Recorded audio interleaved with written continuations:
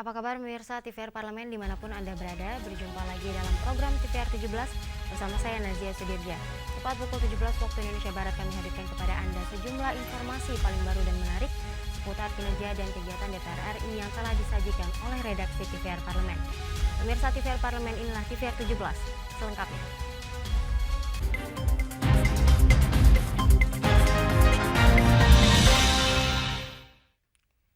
Pemirsa, Indonesia menjadi negara dengan jumlah pemain judi online paling banyak, yaitu 3,2 juta orang.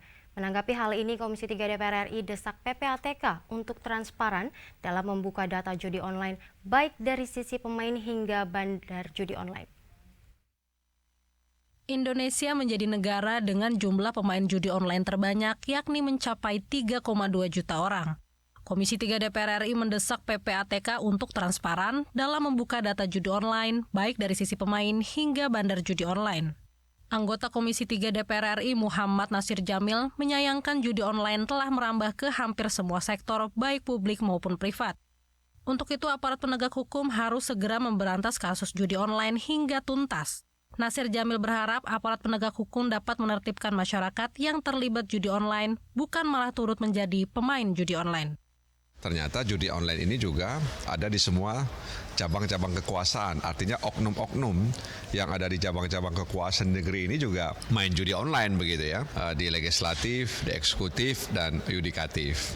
Terutama mungkin oknum-oknum aparat penegak hukum. Nah, kita juga sadar bahwa perputaran uang di judi online ini cukup besar. Sementara itu, anggota Komisi 3 DPR RI Santoso mengatakan PPATK diminta untuk melakukan pemblokiran dan menertibkan rekening bank yang diduga terlibat judi online. Karena hal ini termasuk bentuk tindak pidana pencucian uang. Bagaimana judi online ini bisa hilang di Indonesia? Komisi 3 dengan PPATK itu meminta kepada PPATK agar rekening-rekening yang diduga bagian dari judi online agar dapat dilaporkan mana yang sudah ditindaklanjuti oleh aparat penegak hukum dan mana yang belum. Oki dan Temi, TVR Parlemen melaporkan.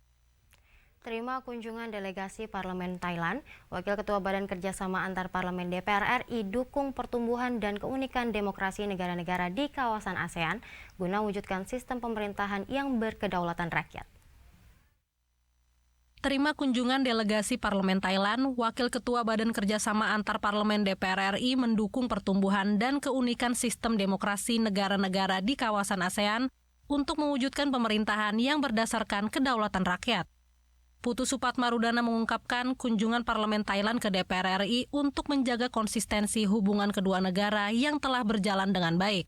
Dalam pertemuan ini, kedua negara sepakat untuk saling mendukung iklim demokrasi dalam suatu pemerintahan. Indonesia sebagai negara dengan pemilih terbesar di ASEAN sudah melaksanakan pemilu serentak beberapa waktu lalu dan memiliki kebijakan affirmative action untuk mendukung keterwakilan perempuan dalam parlemen yang sedang didalami oleh Parlemen Thailand.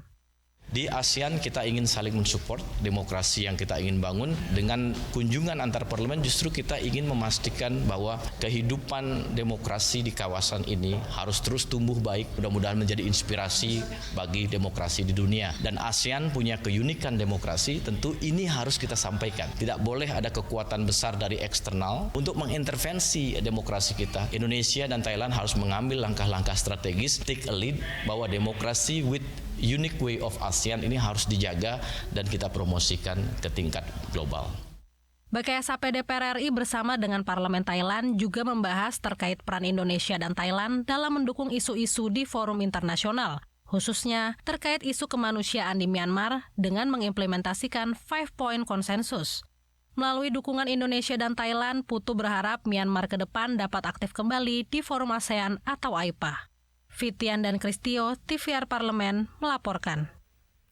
Dalam rapat kerja dengan Dewan Komisioner Otoritas Jasa Keuangan, Komisi 11 minta POJK nomor 17 tahun 2023 tentang penerapan tata kelola bagi bank umum harus benar-benar diimplementasikan buntut dari adanya pergantian Direksi Bank Pembangunan Daerah oleh PJ Kepala Daerah. Dalam rapat kerja dengan Dewan Komisioner Otoritas Jasa Keuangan, Komisi 11 DPR RI meminta POJK nomor 17 tahun 2023 tentang penerapan tata kelola bagi bank umum harus benar-benar diimplementasikan yang dikarenakan adanya pergantian direksi Bank Pembangunan Daerah yang dilakukan oleh PJ Kepala Daerah. Anggota Komisi 11 DPR RI Fauzi Amro meminta Dewan Komisioner OJK untuk membatalkan kebijakan PJ Daerah terkait pergantian direksi Bank Pembangunan Daerah. OJK perlu segera menindak tegas pergantian tersebut agar tidak memicu pergantian direksi di daerah lainnya. Mohon kepada OJK memberikan respon atau membatalkan karena tidak sesuai dengan aturan dan mekanisme. Kita tahu POJK nomor 17/2023 jelas Pak, di samping ada RUU, masa jabatan direktur dan jajaran direksinya juga harus ada, syarat diganti juga apa, sehingga marketnya juga terjaga Pak seperti itu. Saya minta kepada Pak Mahendra dan Pak Dian khususnya untuk menindak tegas dan jangan sampai kasus BPD di NTT ini terjadi juga di daerah-daerah lain Pak. Nah oleh sebab itu terus pengganti direktur dan direksinya pun harus tes OJK Pak. Nggak bisa Kepala Dinas gantikan direktur bank.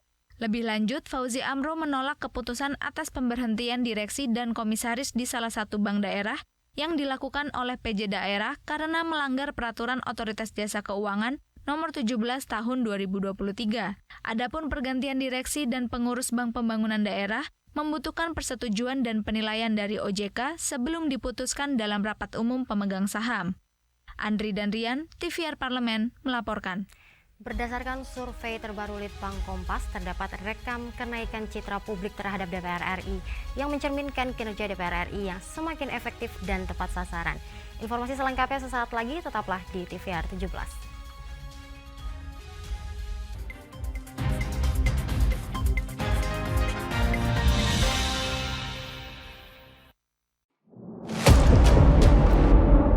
Sini ditambang. Konflik yang terjadi, Warga sini tidak mengizinkan. masalah yang tersisihkan menjadi kesenjangan sosial. Ya namanya rakyat kecil gak bisa apa-apa, mau komplain juga gak didengar. Sebab apa? Itu menyangkut isi perut kami semua. Bagaimana memutus keterbatasan untuk didengar? Jadi kalau misalnya masyarakat sudah merasa tidak lagi ada yang memperjuangkan aspirasinya, maka masyarakat memang sangat berhak untuk meminta dewan yang mewakili mereka di parlemen. Kami menyusuri batas-batas peristiwa, mengurai berbagai polemik yang terjadi, meluruhkan suara-suara marginal, menjadi nyata dalam setiap aspirasi, melaksanakan tugasnya sebagai wakil rakyat. Saksikan Aksi Dewan setiap hari Senin dan Rabu pukul 10.30 waktu Indonesia Barat, hanya di TVR Parlemen.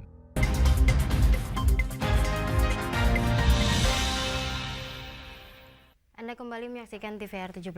Pemirsa, peningkatan tingkat kepercayaan masyarakat terhadap DPR RI tidak membuat para anggota DPR berpuas diri. DPR RI terus berkomitmen mendengarkan dan menyalurkan aspirasi masyarakat guna pastikan bahwa setiap langkah yang diambil membawa manfaat nyata bagi seluruh rakyat Indonesia.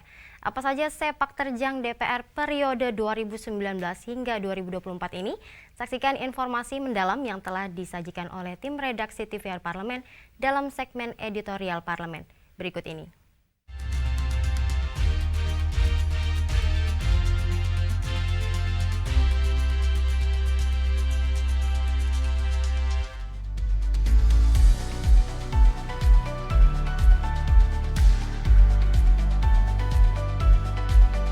Survei terbaru Litbang Kompas merekam adanya kenaikan citra publik terhadap DPR RI. Hasil tersebut mencerminkan kinerja DPR RI yang semakin efektif dan tepat sasaran. Selain itu, fokus anggota Dewan dalam menjalankan fungsinya bebas dari korupsi serta jauh dari perilaku-perilaku tercela menambah tingkat keyakinan masyarakat menitipkan aspirasinya kepada anggota DPR RI. Langkah DPR RI yang semakin diapresiasi oleh masyarakat tentunya komitmen dalam memperjuangkan nasib tenaga honorer. Melalui berbagai rapat dan diskusi intensif dengan pemerintah serta stakeholder terkait, DPR RI secara aktif menyalurkan aspirasi tenaga honorer yang telah lama mengabdi dengan dedikasi tinggi. Hasilnya, Menpan RB pada akhir tahun ini menjanjikan akan melakukan pengangkatan menjadi P3K bagi seluruh honorer yang telah terdata di BKN. Selain nasib honorer, DPR RI juga menunjukkan kepeduliannya terhadap aspirasi umat Islam di Indonesia dengan aktif memperjuangkan penurunan biaya haji.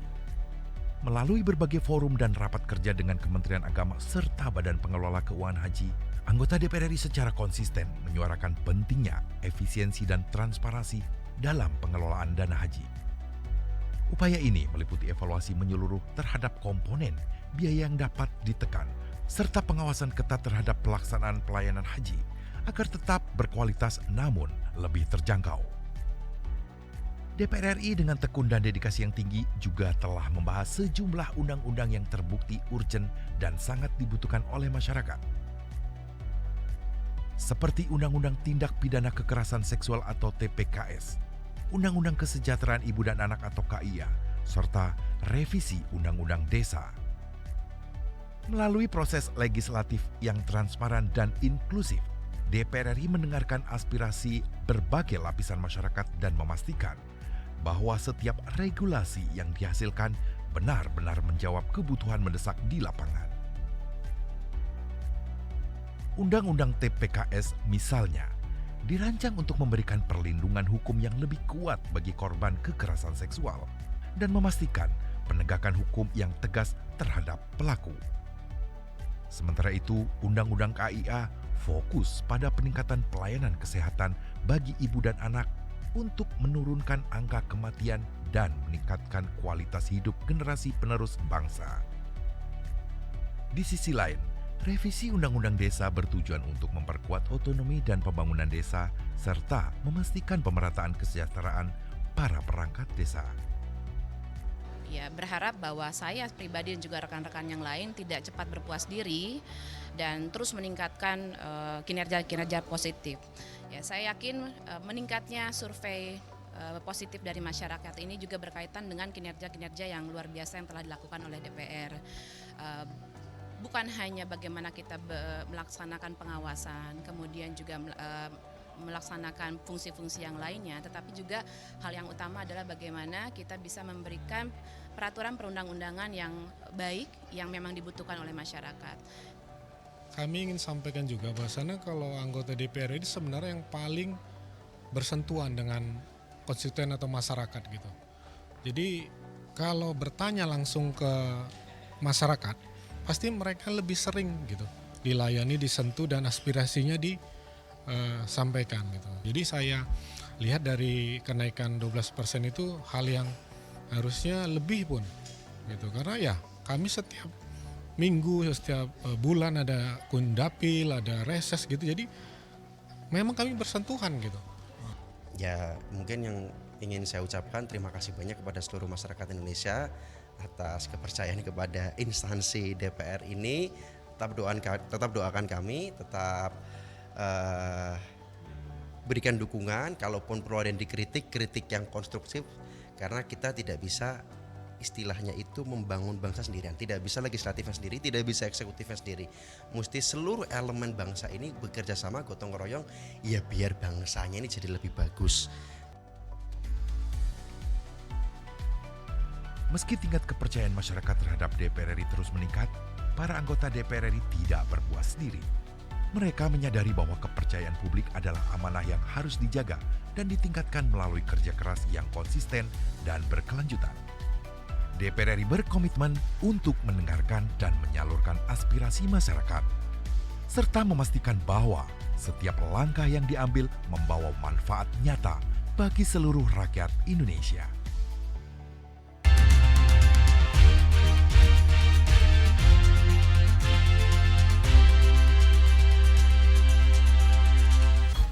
Pemerintah menetapkan target investasi sebesar Rp1.850 triliun dalam rencana kerja pemerintah tahun 2025 yang dinilai tidak sebanding dengan pagu indikatif yang diperoleh Kementerian Investasi, yaitu Rp681 miliar. Informasi selengkapnya akan kami hadirkan sesaat lagi, tetaplah di TVR 17.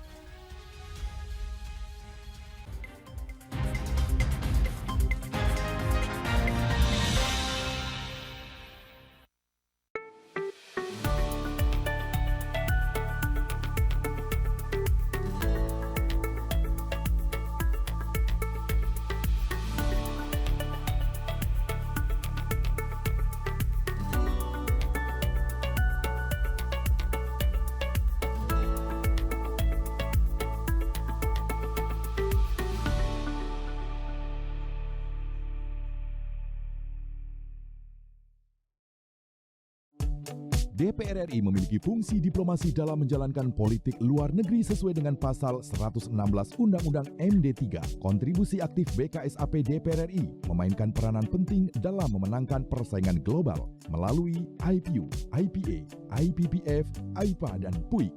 BKSAP memiliki komitmen yang tinggi dalam krisis kemanusiaan dunia. Fungsi diplomasi dijalankan untuk mendukung upaya pemerintah dalam melaksanakan politik luar negeri.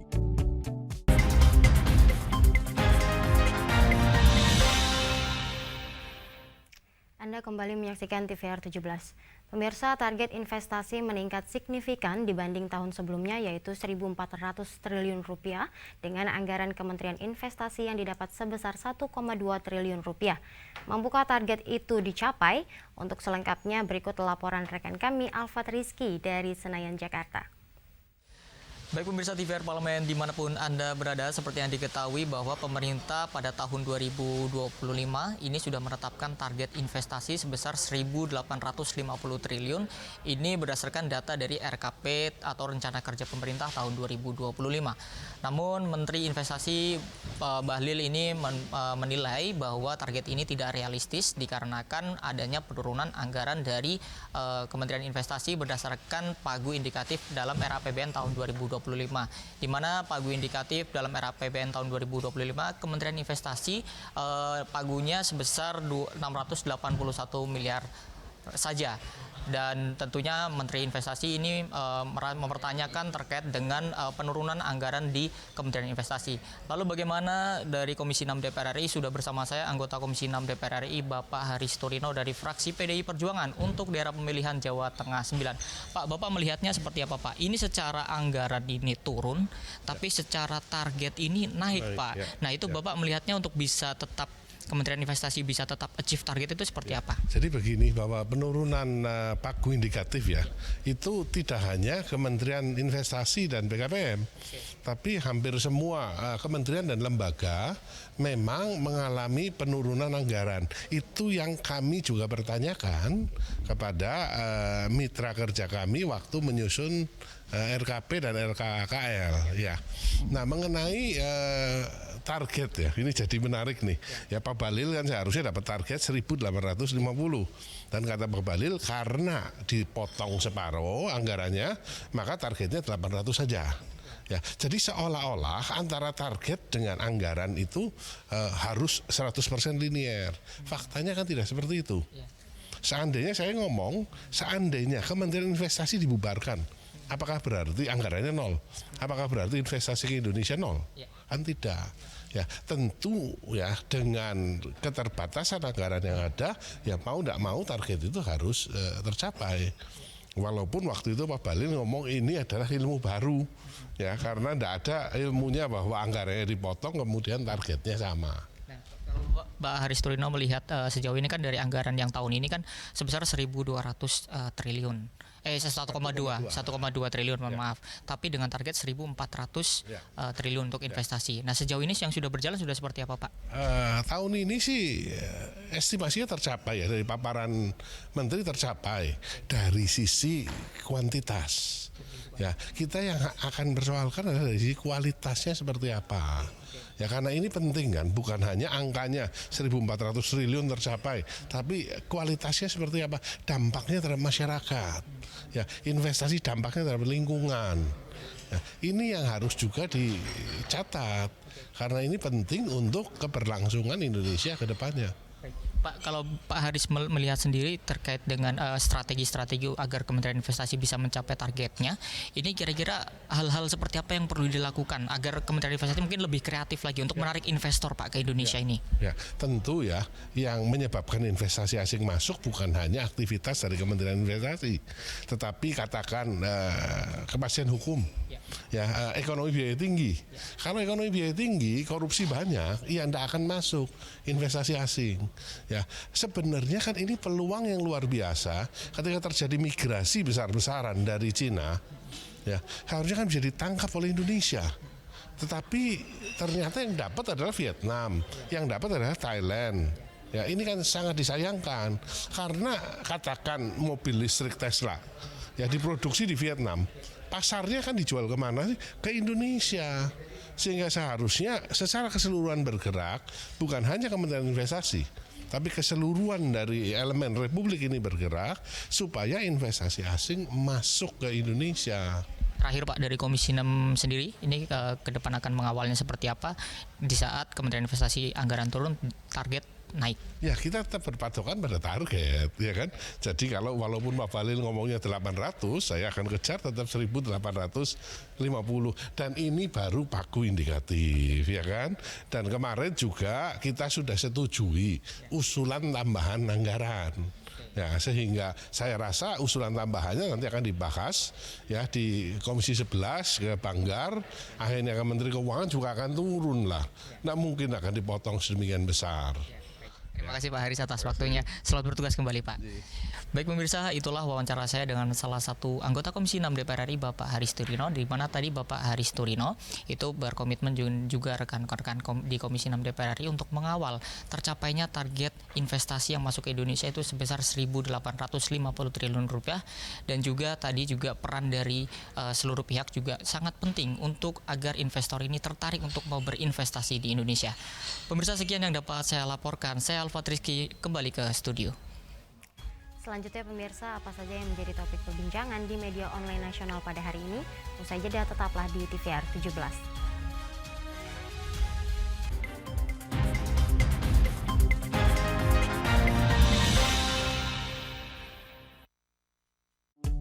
DPR RI memiliki fungsi diplomasi dalam menjalankan politik luar negeri sesuai dengan pasal 116 Undang-Undang MD3. Kontribusi aktif BKSAP DPR RI memainkan peranan penting dalam memenangkan persaingan global melalui IPU, IPA, IPPF, IPA, dan PUIK. BKSAP memiliki komitmen yang tinggi dalam krisis kemanusiaan dunia. Fungsi diplomasi dijalankan untuk mendukung upaya pemerintah dalam melaksanakan politik luar negeri. Sini ditambang. Konflik yang terjadi, Warga sini tidak mengizinkan. masalah yang tersisihkan menjadi kesenjangan sosial. Ya namanya rakyat kecil gak bisa apa-apa, mau komplain juga gak didengar. Sebab apa? Itu menyangkut isi perut kami semua. Bagaimana memutus keterbatasan untuk didengar? Jadi kalau misalnya masyarakat sudah merasa tidak lagi ada yang memperjuangkan aspirasinya, maka masyarakat memang sangat berhak untuk meminta dewan yang mewakili mereka di parlemen. Kami menyusuri batas-batas peristiwa, mengurai berbagai polemik yang terjadi, meluruhkan suara-suara marginal, menjadi nyata dalam setiap aspirasi, melaksanakan tugasnya sebagai wakil rakyat. Saksikan Aksi Dewan setiap hari Senin dan Rabu pukul 10.30 waktu Indonesia Barat, hanya di TVR Parlemen.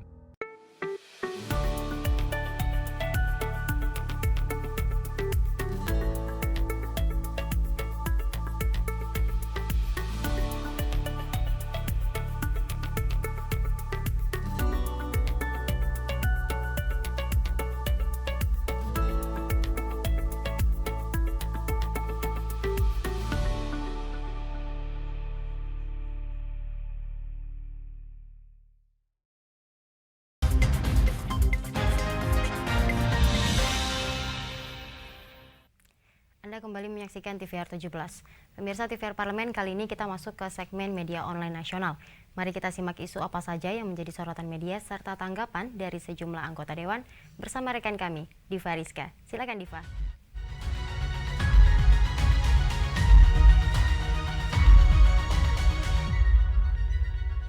Halo, selamat sore pemirsa. Kembali bersama saya Diva Rizka dalam segmen Media Online Nasional. Mari kita simak isu apa saja yang menjadi headline di Media Online Nasional hari ini. Berita pertama yang menjadi headline di Media Online Nasional yaitu anggaran makan siang gratis 2025 sebesar 71 triliun rupiah masih masuk akal dan tak akan ganggu risk fiskal. Pemirsa, bisa Anda lihat di layar kaca Anda. Di sini beberapa media online menyebutkan bahwa pembiayaan program makan gratis yang digadang oleh Presiden terpilih yaitu Prabowo Subianto menjadi salah satu fokus perbincangan setiap rapat pembahasan APBN 2025. Nah, terkait hal ini, Ketua Badan Anggaran DPR RI Said Abdullah menilai anggaran 71 triliun rupiah untuk program tersebut masih masuk akal dan tidak akan mengganggu fiskal. Sebagaimana diketahui, sempat terhembus berbagai spekulasi terkait besarnya anggaran bagi program makan siang gratis hingga menembus 430 triliun rupiah di tahun 2025 ini. Presiden terpilih tentu sudah melakukan perhitungan yang teliti terkait dengan situasi fiskal Indonesia dalam merealisasikan program-programnya. Penyusunan APBN 2025 juga akan dilakukan dengan mempertimbangkan keleluasan penggunaan anggaran oleh pemerintah baru. Baik mirsa, kita beralih ke berita selanjutnya yang juga menjadi headline di media online nasional, yaitu Diah Nurwitasari mendorong penguatan perlindungan hilirisasi inovasi nasional. Mirsa, Anda lihat di layar kaca Anda. Anggota Panitia Khusus DPR RI, Diah Nurwitasari, menekankan rancangan undang-undang paten harus dapat memperkuat hilirisasi inovasi nasional, sehingga pertumbuhan industri nasional dapat meningkat melalui beragam temuan yang dilakukan di dalam negeri. Hal ini disampaikan dalam rapat kerja Panitia Khusus rancangan undang-undang terkait perubahan kedua atas Undang-Undang Nomor 13 Tahun 2016 mengenai paten hak kekayaan intelektual pada Senin 24 Juni 2024 lalu. Perlindungan terhadap hasil inovasi dinilai penting untuk mendorong perkembangan industri dalam negeri, serta menciptakan iklim usaha yang kondusif bagi para inovator dan peneliti. Rapat kerja ini menjadi bagian dari upaya DPR RI dalam menyempurnakan regulasi terkait paten dan memberikan perlindungan hukum yang lebih baik bagi inovasi dan industri di Indonesia. Baik mirsa, itu tadi headline di media online nasional hari ini yang membahas terkait dengan anggaran makan siang gratis 2025 sebesar 71 triliun rupiah yang dinilai masih masuk akal dan tak akan ganggu fiskal. Dan juga berita mengenai Diah Nurwitasari mendorong penguatan perlindungan hilirisasi inovasi nasional. Sekian yang dapat saya sampaikan, saya Diva Rizka, kembali ke rekan Nazia.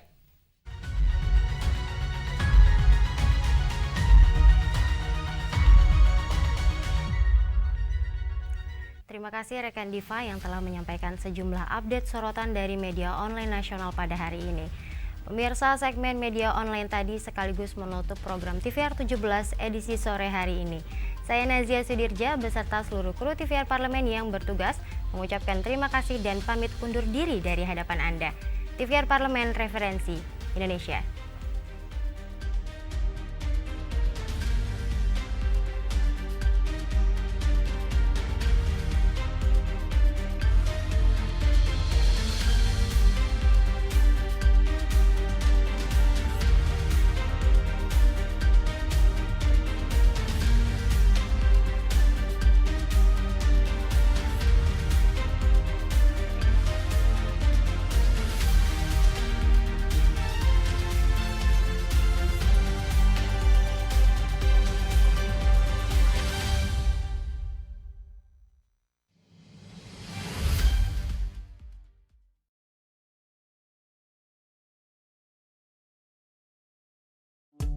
DPR RI memiliki fungsi diplomasi dalam menjalankan politik luar negeri sesuai dengan pasal 116 Undang-Undang MD3. Kontribusi aktif BKSAP DPR RI memainkan peranan penting dalam memenangkan persaingan global melalui IPU, IPA, IPPF, IPA, dan PUIK. BKSAP memiliki komitmen yang tinggi dalam krisis kemanusiaan dunia.